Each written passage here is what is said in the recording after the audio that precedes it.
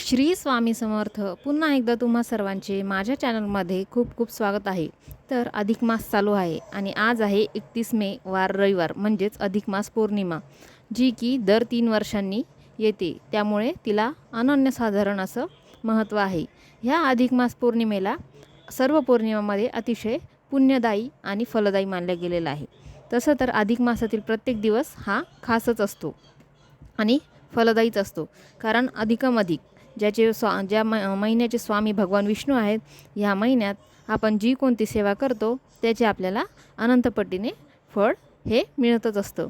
तर ह्या अधिक मास पौर्णिमेला म्हणजे आज आपण भगवान विष्णू आणि माता लक्ष्मी यांची एकत्रित पूजा करायची असते. कारण पौर्णिमा ही माता लक्ष्मीला समर्पित आहे आणि अधिक मासाचे स्वामी हे भगवान विष्णू आहेत.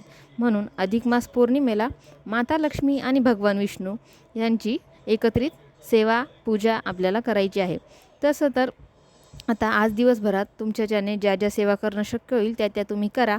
त्याचा सेवा कोणत्या कशा करायच्या त्याचा व्हिडिओ मी आधी चॅनलवर अपलोड केलेला आहे. त्याची लिंक मी तुम्हाला डिस्क्रिप्शन बॉक्समध्ये देऊन टाकेल. तुम्ही तिथे जाऊन चेक करा. पण तरी पण इथे थोडक्यात सांगते की दिवसभरात तुम्ही कोणत्या कोणत्या सेवा करू शकतात. तर तुम्ही विष्णू सहस्रनामाचं पठण करू शकतात, तुम्ही व्यंकटेश स्तोत्राचं पठण करू शकतात, तुम्ही ओम श्री महालक्ष्मी नमः या मंत्राचा जितकं जास्तीत जास्त जमेल तितका जप करू शकतात. ओम नमो भगवते वासुदेवाय नमः ह्या मंत्राचा देखील तुम्ही जप करू शकतात. तुम्ही महालक्ष्मी अष्टकं पठण करू शकतात, तुम्ही श्रीसुक्ताचं पठण करू शकतात. म्हणजे तुम्हाला जे जे जमेल त्या सेवा तुम्ही आज दिवसभरात ह्या करू शकतात. पण यदा कदाचित काही कारणास्तव जर तुम्हाला दिवसभर कुठली सेवा करणे शक्य होणारच नसेल, तर निदान संध्याकाळी ही 5-10 मिनटाची सेवा तरी तुम्ही आवर्जून करा. ती म्हणजे हे की तुम्हाला आज संध्याकाळी दिवा हा लावायचा आहे, तर ही शुद्ध गाईच्या तुपाचा. तर तो कुठे लावायचा? तर तसं तर मी जसं की आधी जो पौर्णिमेचा व्हिडिओ बनवला तिथं सांगितलेलं आहे की तुम्हाला तुळशीपाशी शुद्ध गाईच्या तुपाचा दिवा हा लावायचा आहे.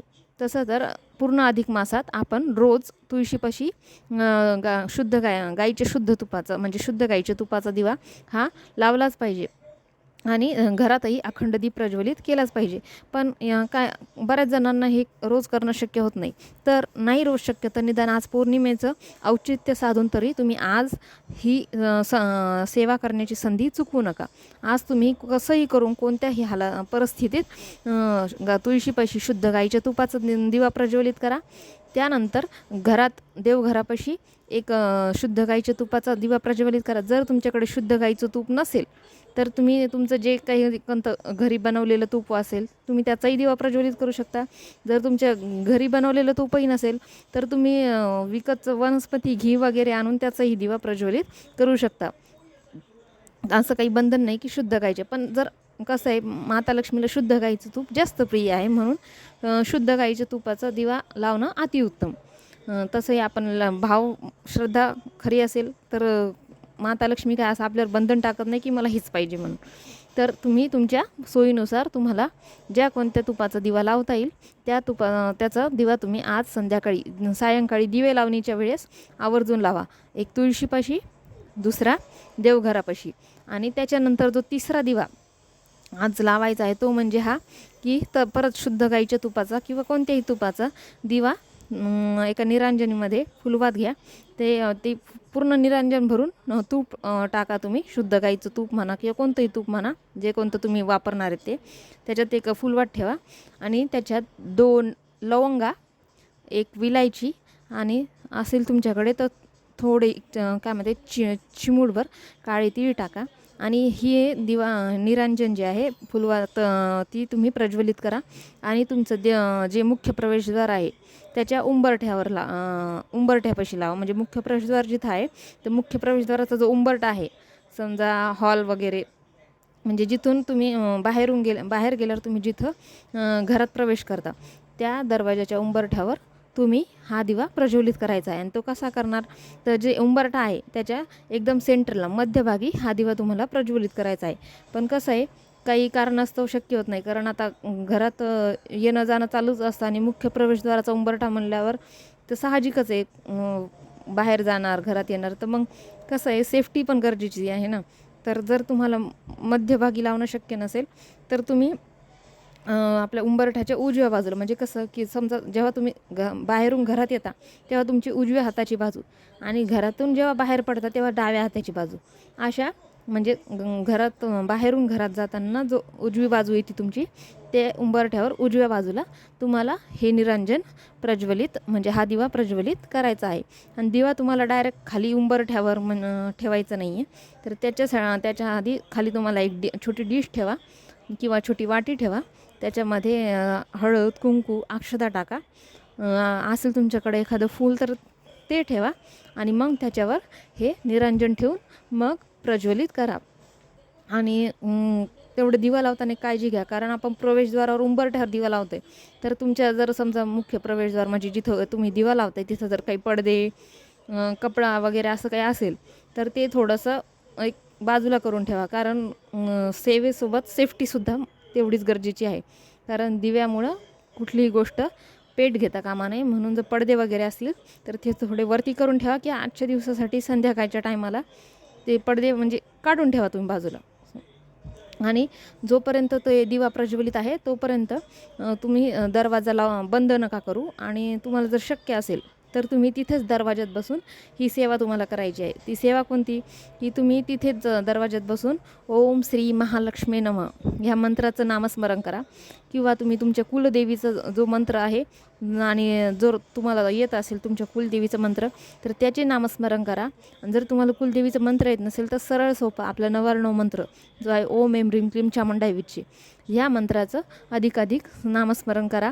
आणि मनातल्या मनात माता लक्ष्मीला, तुमच्या कुलदेवीला प्रार्थना करा की हे देवी माते, तू माझ्या घरात आनंदाने आगमन होऊ दे. आमच्या घर सुख समृद्धीने तुझ्या आशीर्वादाने भरून जाऊ देत. आमच्या घरातील सगळी नकारात्मकता तुझ्या आशीर्वादाने नष्ट होऊ देत. आता हे जोपर्यंत तिथं दिवा प्रज्वलित आहे तोपर्यंत तुम्हाला तिथे बसून शक्य असेल तर किंवा मग तुम्ही देवघरापाशी बसून ही सेवा करू शकतात. आता तिथला दिवा शांत झाल्यानंतर तुम्हाला काय करायचं आहे, की तो दिवा शांत झाला तर त्याच्यात ते निर्माल्य उरतंच बघा थोडंफार, कारण पूर्ण दिवा कधीच हे होत नाही. म्हणजे कारण आपण त्याच्यात लवंगा टाकलेल्या आहेत, एक विलायची टाकलेली आहे, थोडेफार काळे तीळ टाकलेले आहेत. आता लवंग आणि विलायची टाकण्यामागं कारण असं आहे की लवंग जी आहे ती माता लक्ष्मीला खूप प्रिय आहे आणि विलायची देखील माता लक्ष्मीला खूप प्रिय आहे. लवंग आणि विलायची माता लक्ष्मीला प्रिय आहे, त्याच्यामुळे त्याच्यामध्ये एक प्रकारची ताकद आहे लक्ष्मीला आकर्षित करण्याची. त्याच्यामुळं आपल्याला टाकायचं आहे. आणि जेव्हा दिवा हा शांत होतो तेव्हा त्याच्यात ते पूर्ण लवंगा वगैरे जाळल्या जात नाहीत, किंवा काही काही वेळा आता असं होतं की फुलवात देखील पूर्ण जळत नाही. तर ते जे उरलेलं निर्माल्य आहे ते तुम्हाला काय करायचं आहे, तुम्ही इकडं तिकडं कुठं इथे फेकून देऊ नका. तुमचं जे रोज देवघरातलं निर्माल्य निघतं ना, म्हणजे सुकलेली फुलं, पाने, समजा काढलेली म्हणजे रांगोळी वगैरे, तर ते जे निर्माल्य तुम्ही जिथं ठेवता त्याच्यात हे निर्माल्य दुसऱ्या दिवशी टाकून द्या. झालं. म्हणजे कुठेही फेकू नका बाबा ते. आणि जे दुसरं त्याच्यानंतर जे तुम्हाला करायचं आहे ते म्हणजे काय, की मग तुम्ही देवघरापाशी या. तिथं जो देवघरात आधीच तुम्ही दिवा पेटवलेला आहे गाईच्या तुपाचा, त्याच्याच काय करायचं, तुम्हाला एका वाटीत कापूर घ्या, शक्य असेल तर भीमसेनी कापूर घ्या. त्याच्यात 2 लवंगा टाका आणि असेल तर थोडेफार काळे तीळ टाका. आणि हे तुम्हाला म्हणजे देवघरापाशी जो दिवा लावलेला त्यानेच तुम्हाला हे पेटवायचं आहे, वाटीत कापूर आणि लवंगा. आणि हे पेटवून तुम्हाला जर शक्य असेल तर तुम्ही हे सगळ्या घरात त्याचं म्हणजे फिरवू शकता. त्याने घरातली नकारात्मकता नष्ट होण्यास मदत होते. किंवा मग तुम्ही हे तसंच वाटीत कापूर आणि लवंगा पेटवून ठेवून तिथेच तुम्ही आसनावर बसून ओम श्री महालक्ष्मी नमः किंवा कुलदेवीचं मंत्राचं किंवा 99 मंत्राचं जितकं जमेल तितकं नामस्मरण मंत्रोच्चारण करू शकतात. आणि मनातल्या मनात हीच प्रार्थना करायची की हे देवी माते, माझ्या घरातली नकारात्मकता, आजारपण, पैशाची चणचण ह्या सगळ्या गोष्टी नष्ट होऊ देत आणि माझं घर सुख समृद्धीने भरून जाऊ देत. माझ्या लेकरांची प्रगती होऊ देत. माझ्या नवऱ्याला त्याच्या कामात, व्यवसायात, उद्योगधंद्यात यश मिळू देत. तर हा अगदी सहज सोपा उपाय आहे. तुम्हाला हे दोन्ही तिन्ही मिळून करायला फार फार तर अर्धा तास लागेल. तसं तर अर्धा तास नाही लागणार, 15 ते 20 मिनटंच लागतील, पण एक लमसम अर्धा तास धरून चालला. तर आज अधिक मास पौर्णिमा आहे, फक्त पौर्णिमा नाही, अधिक मास पौर्णिमा आहे. आज जी तुम्ही करताल उपाय त्याचं तुम्हाला अनंत पटीने निश्चितपणे फळ मिळेल. म्हणून आज कसंही करून ही सेवा करायला चुकवू नका. आणि बस हीच माहिती तुमच्यासोबत शेअर करायची होती. झालेलं सेवा मी महाराजांच्या चरणी अर्पण करते आणि आजचा व्हिडिओ इथे संपवते. व्हिडिओ कसा वाटला हे मला कमेंट करून नक्की सांगा. आवडला असेल तर लाईक शेअर आणि चॅनलला सबस्क्राईब नक्की करा. श्री स्वामी समर्थ. जय जय स्वामी समर्थ.